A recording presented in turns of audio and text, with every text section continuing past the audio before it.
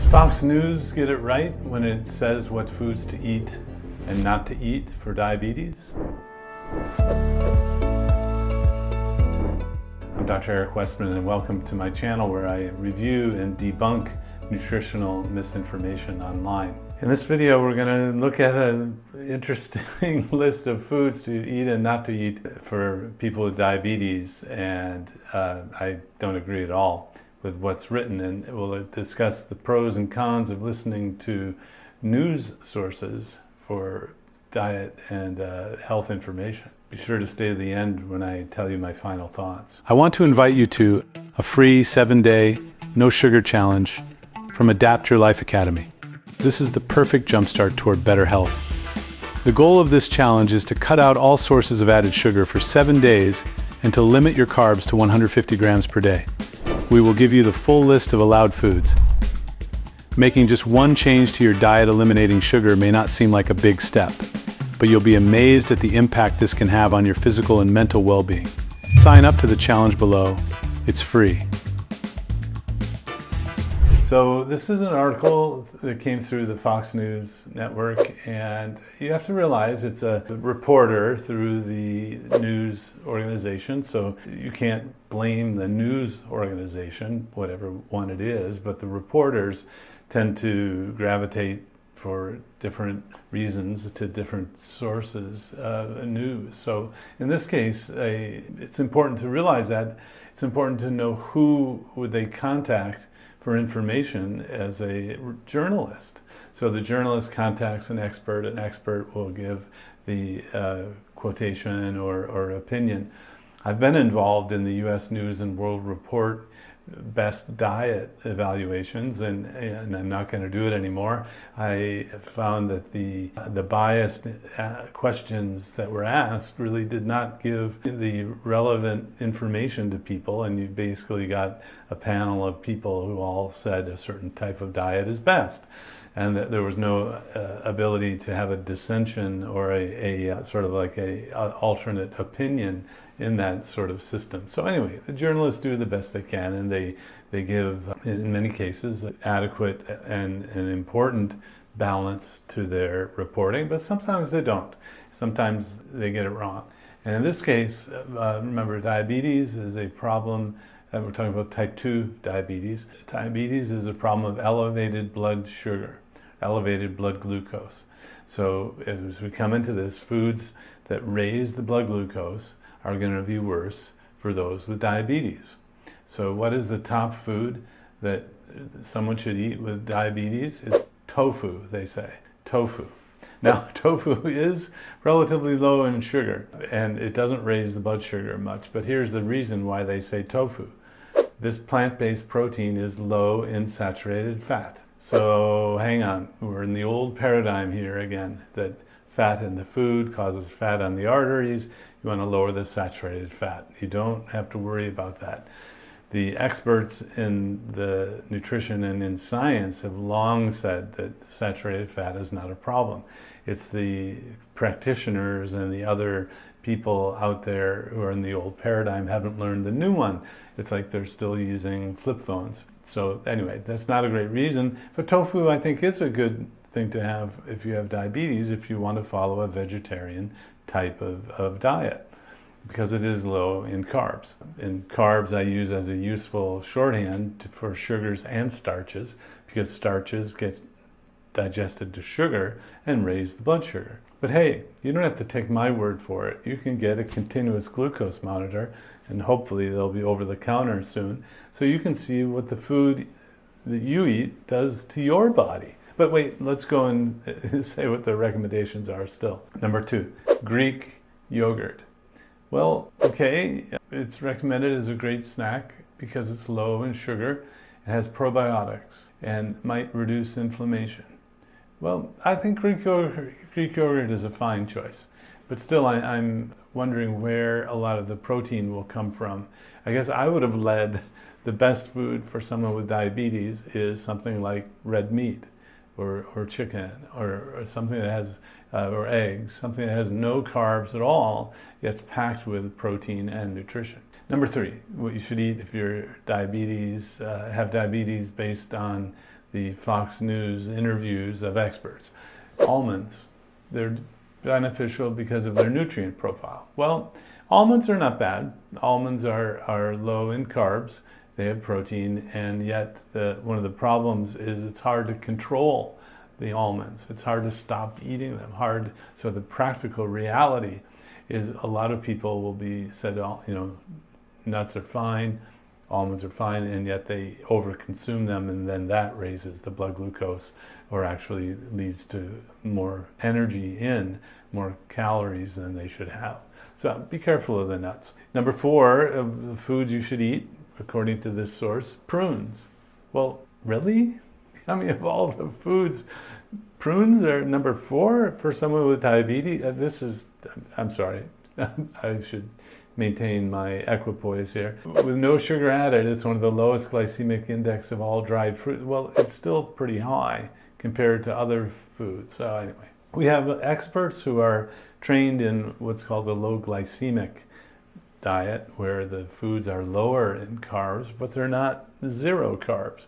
So the approach that I teach actually lowers the carb more, so it can have a more dramatic effect on reversing and preventing diabetes. Number 5, foods to eat if you have diabetes, barley. Really? It may help lower cholesterol levels. We're back into that old, because people have heart disease if they have diabetes, and because cholesterol causes heart disease, we'll have people with diabetes eat foods lower in cholesterol. No, that makes no sense. So don't worry about the saturated fat and the cholesterol, please. That's the old paradigm. Worry about foods that have sugar and starch. And barley, I'm afraid, is not low in carbs. Neither is number 6, beans. Beans can help control blood sugar. Well, compared to what? And so this is where a lot of people come to me thinking, well, fruit's healthy, right? Well, not in the context of a diet where you're trying to reverse diabetes, where the problem is excess sugar in the blood, because fruit has lots of sugar. So that's why I wasn't a big fan of prunes being on this list, neither beans, because they have a lot of starch. They raise your blood sugar. Then number 7 is strawberries. Again, a berry, this is not something you want to have if you have or other berries. Number 8. Oranges, number 9. Oh my gosh. And then another nut, pistachios, number 10. So of all of these foods, I have to wonder if there's some organizational or corporate pressure to have these foods mentioned, because none of these are on my top list for people who have diabetes. It's eating meat, it's pork, it's lamb, veal, it's the chicken and poultry, it's fish and seafood. These have no carbs at all. So while, number 11, broccoli. Finally, we have a vegetable, which is great, and broccoli is a non-starchy vegetable, so I guess that one would be on my list. And number 12, soy foods. Again, kind of, if you have a vegetarian lifestyle, sure, you'll get protein, and you get a complete protein without lots of carbs. But I don't know. That's just awful. So the news network has asked the traditional diabetes educator, the traditional sort of, well, meaning they're kind of out of date or not up to speed on all of the new information that's out there, and that's why they reported this information. Now, what about the 7 worst foods for people with diabetes? Number 1, sugar sweetened beverages. Yes, I love it. This is true. So I agree with this, but juices should be in there as well. So even if it's naturally sweetened, it has a lot of sugar. Remember, drinking sugar is going to raise the blood sugar. Just check your continuous glucose monitor when they're available, or just take my word for it, or look on a list of what foods are high in carbohydrates and the sugars and starches. Number 2, packaged baked goods and pastries. Well, that's an interesting sort of, what if they were not packaged? Would that be okay? Baked goods and pastries? No, those are starches that raise the blood sugar. Number 3, foods you shouldn't eat if you have diabetes, fried foods. Well, this is a source of confusion for a lot of people. Still coming to my office saying, well, I don't eat fried foods, thinking that that's a healthy thing. Well, what is it that you're frying, and what are you frying it in, and what is it coated with? because you can actually have fried chicken with a coating of pork rinds or air fried with no coating at all, and you eat the skin, and that's low in carbs. It doesn't raise your blood sugar, it doesn't hurt diabetes. So to say fried foods, well, if you're thinking of a fried French fry, well, of course, that has potatoes in it. But so that language of fried foods, I don't agree with, because actually frying it in oil doesn't add carbohydrates to the food to raise the blood glucose. So again, that's the old paradigm thinking, and I need to explain it again, I think, so that we taught a generation of doctors and dietitians that because people with diabetes get heart disease, and because fat in the food causes heart disease, limit the fat in the food for those with diabetes. Well, we now know that that's not the right narrative. It's not the fat in the food that's causing the hardening of the arteries. So it's something called metabolic syndrome. It's the triglyceride, the HDL, the abdominal circumference, it's the blood pressure elevation, the blood glucose elevation. So you fix the diabetes, that's number one. So if you have diabetes, you want to fix it, reverse it. Reversing diabetes is achievable. It's actually quite common if you're given the right instruction of what to eat and how to handle your lifestyle. And it's really 100% diet, because people come to me, they can't exercise, and I can still help them reverse diabetes. So number 4 of things to not have if you have diabetes, according to the investigative journalists or journalists who wrote an article based on the experts that are out there giving their opinion, alcohol. Drinking alcohol can be dangerous for those with diabetes. Well, I don't think so. It really doesn't raise the blood glucose. In fact, alcohol is on the list of things that can lower the blood glucose, and in moderation, it might be just fine. But so energy drinks, acai bowls, candy, these are all high in carbs. Well, there are actually sugar-free energy drinks. So putting that in there is a little odd without the saying sugar-free. And acai bowls, of course, being a lot of fruit, very high in carbs, candy, and so that's interesting. Here we have, on the one hand, strawberries and other fruits and berries that are good for you with diabetes, and yet the acai bowl is bad for you. There's something strange going on here. Candy, of course, on there as a no-no, and I wish they would call diabetes sugar diabetes, like it was called some years ago, because it would highlight the fact that what we really are talking about is sugar in the blood.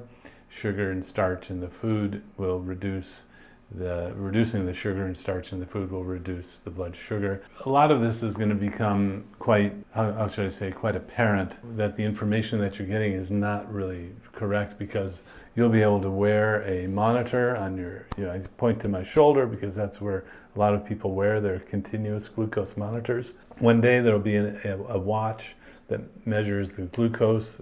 It's in, research and development now. And then you'll be able to know what your blood glucose does after you eat a meal.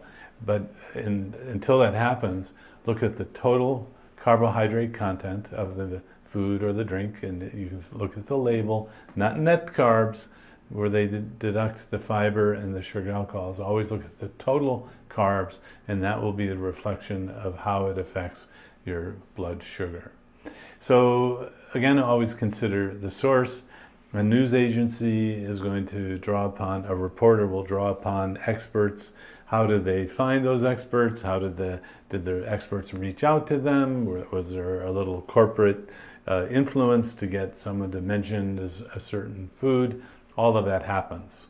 And I'm afraid that the news agencies, even the USDA got involved when they made the USDA food pyramid years ago as a healthy eating. That wasn't scientific at all. Actually, the food pyramid, in my mind, looking back, was a way to market the foods that America makes, to get people to think that those were healthy. And now we've basically turned that USDA food pyramid upside down as a healthy eating pattern, even therapeutic for lots of medical conditions. So always consider the source, and don't look for the information of what to have from the news agencies. in general. Hope that's helpful. Be sure to like, subscribe, ring the notification bell. If you are wanting further content, watch out on Wednesdays and Fridays when I'm pushing out new videos.